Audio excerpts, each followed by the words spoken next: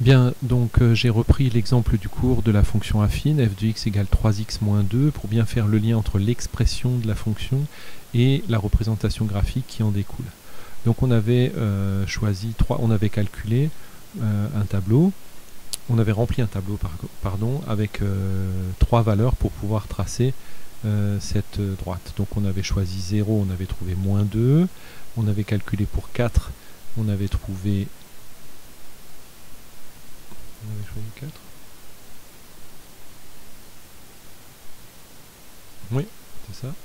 On avait trouvé... Donc pour l'image de 4, on avait trouvé 10, qui est là-haut. Hein. Hop, voilà. L'image de 4, c'est 10.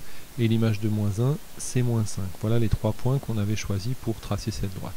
Si vous voulez, je peux les tracer. Donc 0, moins 2, voilà le premier point qu'on avait choisi. 4, 10, le voilà. Et moins 1, moins 5, qui était le troisième point de vérification pour tracer cette droite. Voilà. J'espère que vous avez placé ces points et tracé cette droite. Donc le nombre moins 2 ici qui apparaît dans l'expression de 3x moins 2, ce que je vous ai expliqué déjà dans l'autre vidéo, ce nombre moins 2, on le retrouve ici dans le graphique. C'est là où ça coupe l'axe des ordonnées. Et c'est ce qu'on appelle l'ordonnée à l'origine. Et le coefficient directeur 3, c'est exactement la même chose que dans la vidéo sur les fonctions linéaires. Je pars d'un point de la droite, n'importe lequel. Je me déplace d'une unité vers la droite, et je remarque que pour retrouver la droite parallèlement à l'axe des ordonnées ici, il faut que je monte de 3 unités. Et c'est bien le 3 qu'on trouve ici. Et c'est ce qu'on appelle le coefficient directeur de la droite. Ben, si je vous donne une autre fonction, par exemple, est-ce qu'elle se cache ? La fonction g ici, la question c'est est-ce qu'à partir du graphique, vous êtes capable de retrouver l'expression de la fonction ? Donc déjà, on remarque ici que la droite, elle passe par moins 4. Donc déjà, j'ai l'ordonnée à l'origine, c'est moins 4. Et ensuite, je vais refaire le fameux petit triangle ici que je fais d'habitude.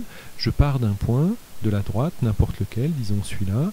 Je me déplace de une unité vers la droite, comme ça, voilà. Et je me demande de combien je dois descendre ou monter pour retrouver sur la droite. Alors ici, évidemment, il faut que je descende, et je constate qu'il faut que je descende de 0,5. Donc je vais enlever toutes ces lettres qui servent à rien, là. Donc ça, on va garder. Par contre, on va enlever l'étiquette, voilà. Le point N, on va ne pas afficher l'étiquette, le B aussi, et le M aussi, comme ça on y verra plus clair. Voilà, et le L aussi. Voilà, comme ça on y voit un petit peu plus clair. Donc je remarque ici que quand je me déplace d'une unité vers la droite, je descends en fait de 0,5. Et je vous ai appris dans l'autre vidéo que quand on descendait, le coefficient directeur est négatif. Donc en fait, que vaut g de x ici, je vais le marquer ici, et bien g de x est égal premièrement, donc a fois x, le a il se lit ici, donc ici c'est une demi-unité, 0,5, mais comme ça descend, il faut que je mette un moins, donc moins 0,5 fois x, et puis l'ordonnée à l'origine ici c'est moins 4, ça veut dire que le b c'est moins 4, donc ici moins 4, et ça c'est l'expression de la fonction g. G de x c'est moins 0,5x moins 4. Donc on retrouve une expression comparable à celle-ci, cette fois-ci a vaut moins 0,5 et b vaut moins 4. Donc je vais vous donner un petit exercice dans lequel je vais dessiner plusieurs fonctions affines et vous allez essayer de retrouver le a et le b.